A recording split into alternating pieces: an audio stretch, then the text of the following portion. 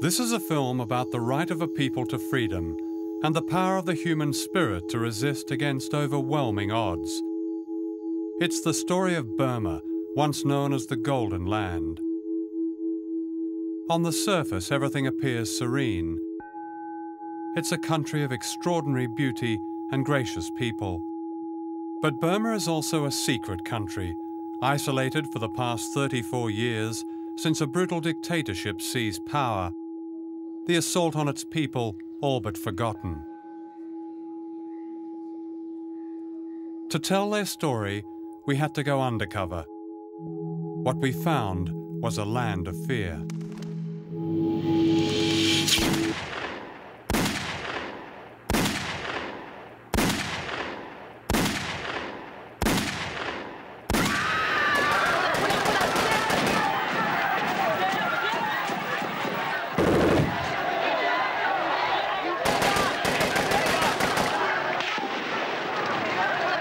People who were carrying the posters and flags, they were shot and then they all died immediately on the spot. 9 students were badly tortured and they were sent to prison for 7 years just for singing a freedom song. Those who have already been in prison, they know what it is like to be in a Burmese prison, and they know that any day they're liable to be put back there, and yet they do not give up.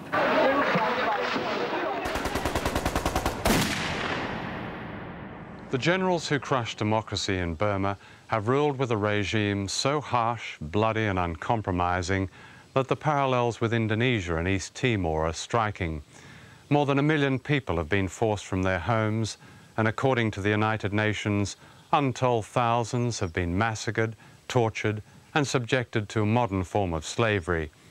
Burma, says Amnesty International, is a prison without bars. In 1988, the year before the democracy movement in China was crushed so publicly in Tiananmen Square, as many as 10,000 people were killed here by their government in a matter of days. The outside world knew little about this. The difference was the absence of television cameras.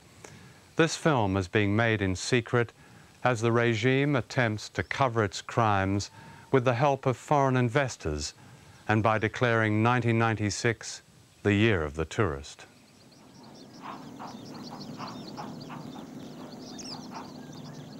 The history of modern Burma reaches back through the Second World War and 100 years of British imperial rule. With a population of 45 million, it has a natural wealth perhaps unequalled in Asia, oil and gas and vast teak forests. Renamed Myanmar by its military rulers, Burma has been turned into one of the world's poorest countries. And as we discovered, and will reveal later in this film, it's also a country where slave labour and child labour are common.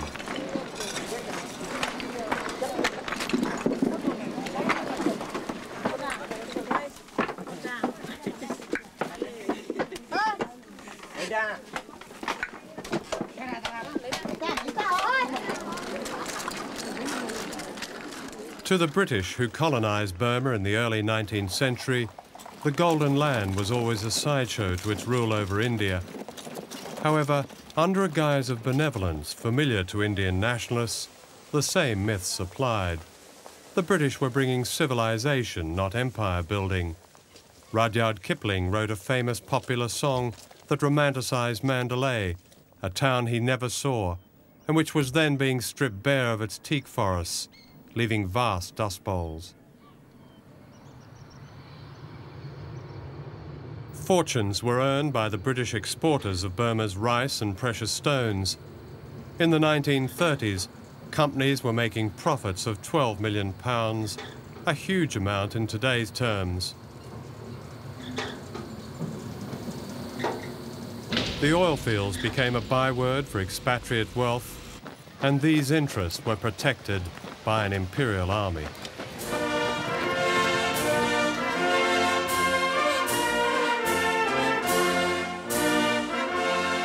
Present military mentality is conditioned by the colonial period. It's like a colonial army. occupying the country. They behave like a corporate body, serving its own interests. So they don't recognize the people's representative or the will of the people because they themselves, they regard it as separated from and superior to the populace. That tradition derived from the colonial period. The movement for independence from Britain began in the 1930s among the students and monks. The national hero was a young army officer, Aung San, the father of Nobel Peace Prize winner Suu Kyi. During the Second World War, Aung San and his comrades exploited the Japanese occupation to win independence. But in 1948, as independence was about to be granted, Aung San was assassinated. His name is revered in Burma today.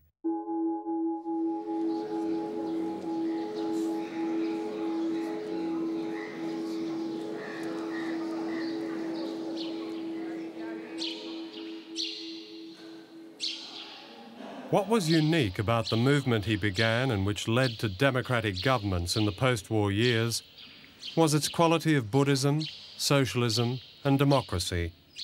The ideas of Marx, Nehru and Voltaire were adapted. Marx was virtually transformed into a disciple of Buddha. This flowering of democratic socialism coincided with a period of turmoil as Burma's ethnic peoples demanded autonomy. But in 1962, the army stepped in and seized power. Its leader was a Stalin-like figure called Ne Win. He ruled the country like Stalin ruled Russia through KGB. So he set up his intelligence apparatus, which he used as his eyes and ears.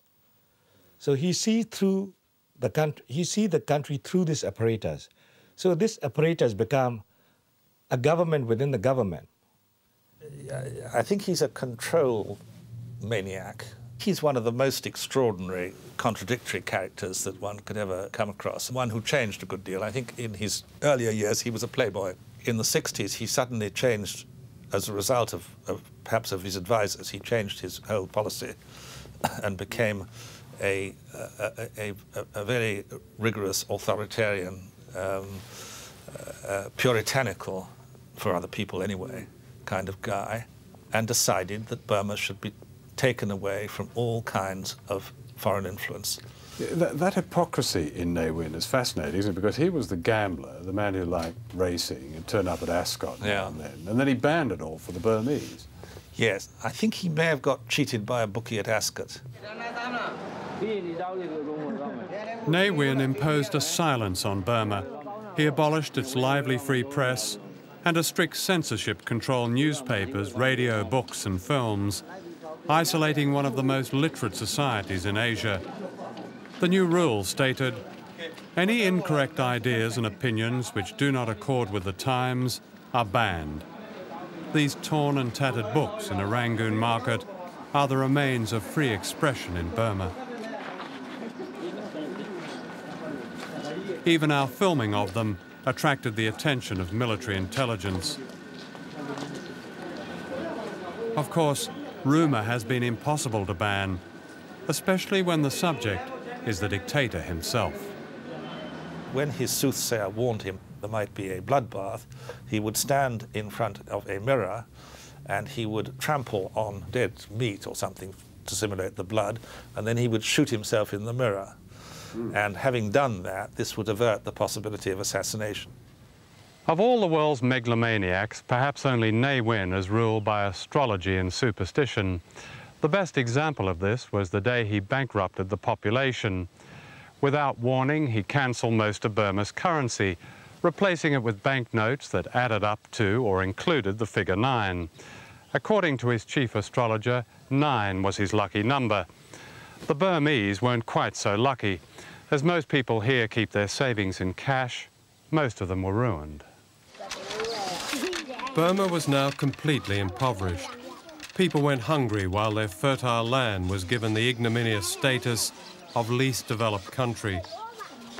Desperate for foreign exchange, the regime forced bankrupt farmers into the fields at gunpoint, while Ne Win bought properties in London and Tokyo and made a fortune in precious stones.